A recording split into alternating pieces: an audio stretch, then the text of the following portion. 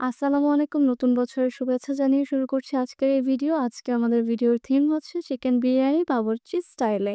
এখানে আমি একটি প্যানে দিয়ে দিচ্ছি পরিমাণ মতো তেল, দিয়ে দিব এখন পরিমাণ মতো পেঁয়াজ। এখানে আমি ৪ টা মুরগির জন্য চিকেন বিরিয়ানি তৈরি করব। সেইজন্য আমি সেই হিসেবে পরিমাণ মতো সব উপকরণ দিয়ে দিচ্ছি। আপনারা পরিমাণ মতো দিয়ে দিবেন। দিয়ে দিচ্ছি ৪ টা তেজপাতা, কয়েকটা লবঙ্গ এবং এলাচ দিয়ে ভালো করে এটা নেড়েচেড়ে ভাজা করে নেব। এই পর্যায়ে দিয়ে দিচ্ছি লবণ।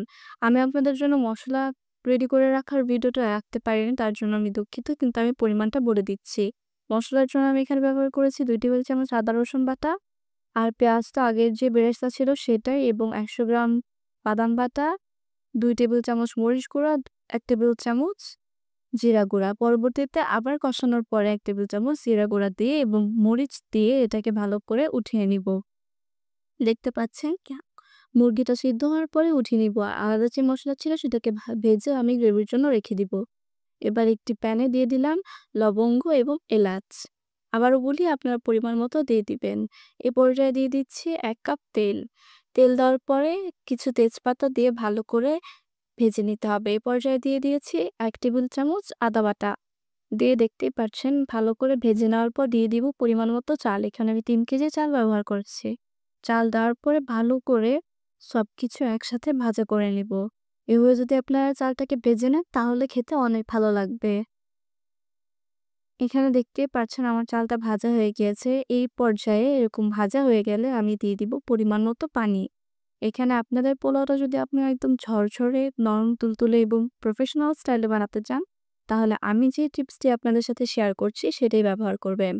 এখানে পানি দেওয়ার নিয়মটা হচ্ছে আপনারা আপনাদের হাতের সমান, এখানে আমি দেখিয়ে দিচ্ছি, হাতের ৩ দাগ পর্যন্ত আপনারা পানির পরিমাণটা দেখবেন। এখানে আমি দেখিয়ে দিচ্ছি কিভাবে আপনারা মাপটা করে নিবেন। এই ৩ আঙ্গুল পরিমাণ পানি যদি আপনি পোলাওয়ে দেন, আপনার চালের থেকে ৩ আঙ্গুল পরিমাণ যদি পানি হয় তাহলে ভালো হবে। এখানে আমি হাত দিয়েও দেখিয়ে দিলাম। এবার দেখেন কত সুন্দর পোলাওটা রেডি হয়ে গেছে। এর মাঝে আমি কেওড়া জলের মধ্যে জর্দার কালার দিয়ে একটু দিয়ে দিয়েছিলাম পোলাওয়ে গর্ত করে, তার জন্য কালারটা এরকম এসেছে। যেহেতু আমরা একদম হোটেল স্টাইলে বাবুর্চি স্টাইলে তৈরি করছি, তাই আমি এই কাজটা করেছি। এটা কিন্তু অপশনাল, আপনাদের না করলেও চলবে।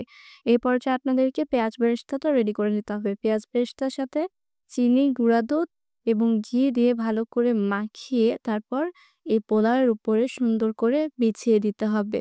দেওয়ার পর এই যে দেখতে পাচ্ছেন আমি দিয়ে দিচ্ছি। এরপরে দিয়ে দিতে হবে মুরগিগুলো। মুরগিগুলো ভালো করে, যেই মুরগিগুলো আমরা রেডি করেছিলাম সেই মুরগিগুলোকে ভালো করে বিছিয়ে সাজিয়ে ওপর দিয়ে আবারও বেরেস্তা দিয়ে ভালো করে দমে রেখে দিবেন ৩০ থেকে ৪৫ মিনিট। তাহলে আপনাদের বিরিয়ানিটা রেডি হয়ে যাবে। আজকে এই পর্যন্তই। আসসালামু আলাইকুম। সকলে সুস্থ থাকবেন এবং দোয়া করবেন আমার জন্য।